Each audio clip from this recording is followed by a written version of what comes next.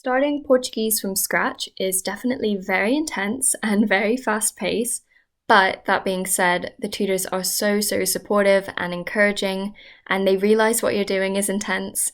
So if you need a grammar point explained 1,000 times before you get it, they will do that, and they're so encouraging. And also, everybody's in the same boat, so there's not really any judgment, and it's a really great atmosphere and really fun. So you might know Oxford does a pre-sessional course before the first term starts, which is just a week where everyone studying Portuguese as a beginner comes, and you do just a week of classes on the language just to give you an overview of grammar and start introducing you to vocab and everything. And that was and remains to this day one of my favourite weeks of the entire year, because the community of people who was there was the loveliest community I could ever imagine, and it was actually a lovely way to get introduced to the sort of Oxford system in quite a relaxed environment, and just that community has stuck throughout the year. So being a beginner, you don't feel alone at all. Everyone is literally in the same boat as you. We all share all the same struggles, and it's just super fun to like grow with each other and practice with each other. And so yeah, I've really genuinely loved it.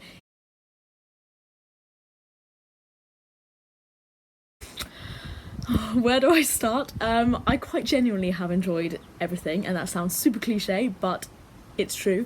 I'm gonna go with top 3 things that I've loved.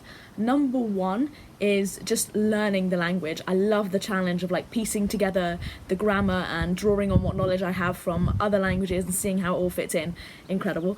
Another that completely surprised me is I've grown in my passion for literature so much. Like, truth be told, the idea of a course being filled with literature and essays really daunted me, but the passion of the tutors is just contagious. So I now love it.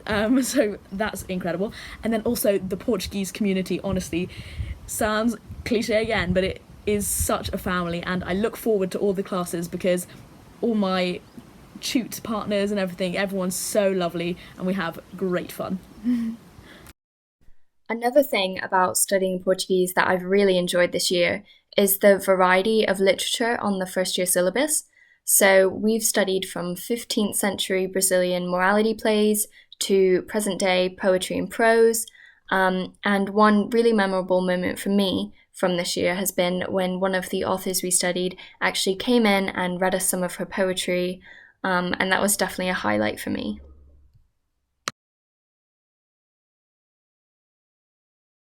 I'm going to go for another top 3 because I just cannot choose one. So first of all, the tutorial system is incredibly helpful. I found it just a brilliant way to get to know the literature and the language better, because when you actually do essays quite regularly, it almost takes the pressure off each individual one, because it's there as a conversation starter for your tutorial, and you get feedback after that, and it's really detailed, and it's just an incredible system. I love it. Number 2 is being taught by tutors who are literally pioneers in world research for that area is the most incredible opportunity. Like, I'm in awe every time I take a step back and realise that these tutors are taking the time to like read my essay and give me feedback. It's fantastic. And then the other thing is the diversity of authors and topics that we study as part of the course is really incredible. I know that the tutors have worked hard to make sure that we get a nice range of Brazilian Portuguese literature and African literature as well, and we've got plenty of women's writers in there, which is really cool.